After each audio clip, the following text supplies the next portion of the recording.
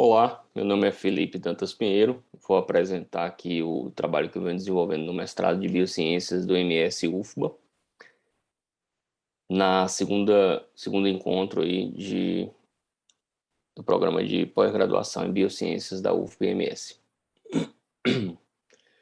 Então, eu venho desenvolvendo um trabalho intitulado Perfil Epidemiológico de Pacientes com Covid-19 internados em UTI pública no Nordeste do Brasil. O coronavírus, um vírus que normalmente não adoecia seres humanos, um vírus de fita simples de RNA,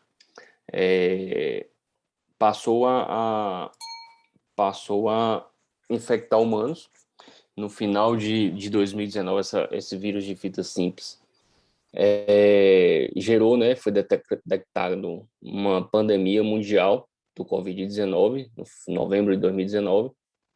E essa pandemia nos trouxe grandes questionamentos, desde a questão diagnóstica, epidemiológica, fisiopatológica da doença, quanto na questão de diagnóstico e tratamento.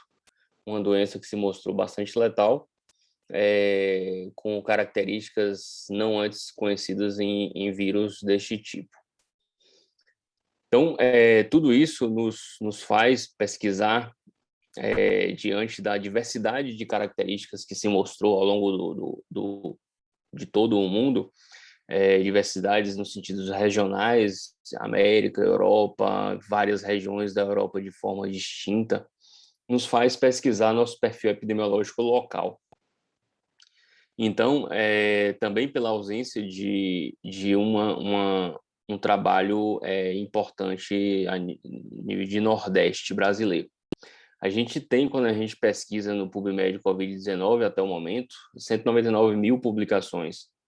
É muita publicação. Nos últimos tempos, nessa linha cinza, as publicações de Covid só fazem aumentar.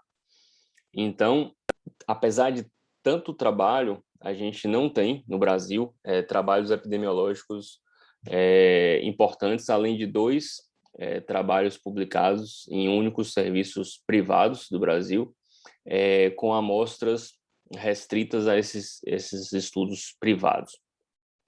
Diante disso, desenvolvemos o estudo no Hospital Geral de Vitória da Conquista, um hospital regional, pega todo o sudoeste baiano, no intuito de avaliar o perfil aí no Nordeste brasileiro. Avaliamos 115 pacientes, essa é a curva de histograma de idade, né, da população. 115 pacientes, foram coletados dados do prontuário desses pacientes, esses que estiveram internados em UTI do Hospital Geral de Vitória da Conquista, unidade pública regional. Dentro dessas características gerais, a gente tem que 60% dos pacientes eram femininos, 40% eram masculinos. A idade mediana era de 65,6 anos, e a maior porcentagem desses pacientes, 77%, vieram de outras regiões que não da cidade de Vitória da Conquista, mas todas dentro da região sudoeste da Bahia. Quando avaliamos a presença de sintomas relacionados ao Covid-19 nesses pacientes, dispneia foi correspondente a 88,5%, foi o sintoma mais prevalente. Na sequência, vem tosse como segundo sintoma mais prevalente, com 66,3%. Febre apareceu em 40% dos pacientes, mialgia em 25% desses. Diarreia, cefaleia, náusea, vômitos, calafrios, todos abaixo de 10%. E uma coisa que chama a atenção, mas era esperado, é o tão falado alteração do paladar, né, e do cheiro, a anosmia, se encontrava apenas em 5% e 3%, respectivamente, mas isso está de acordo com a literatura, que pacientes mais graves têm menos esses sintomas, alteração do paladar e anosmia. Pacientes de sintomas mais leves, de quadro mais leve, têm mais esses últimos dois sintomas. Como estamos falando de pacientes em UTI, isso era esperado. Quanto aos desfechos, a gente avaliou alta ou transferência da UTI, óbito versus óbito.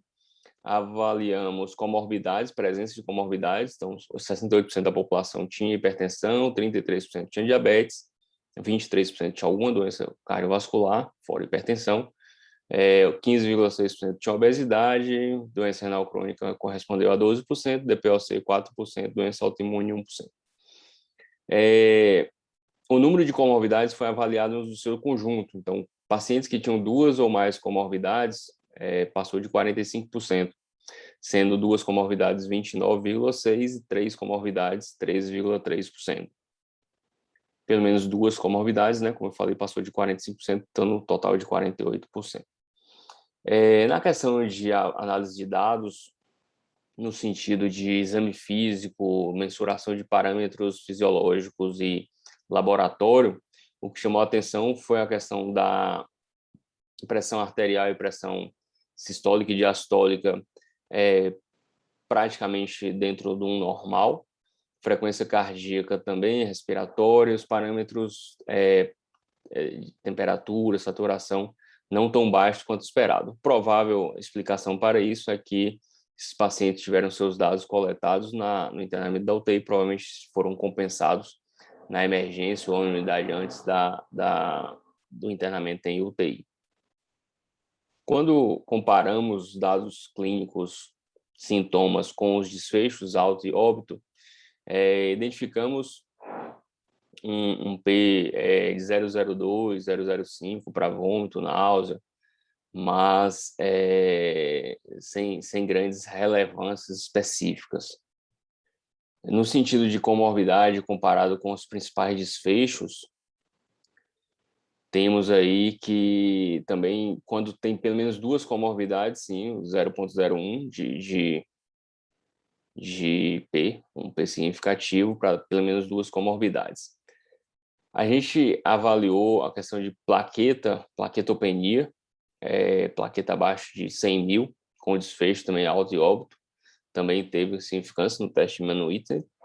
Então, a gente entende que quando a gente associa diabetes e obesidade, e com pelo menos essas 2 coisas associadas, com plaquetopenia, isso teve significância estatística para um desfecho de óbito.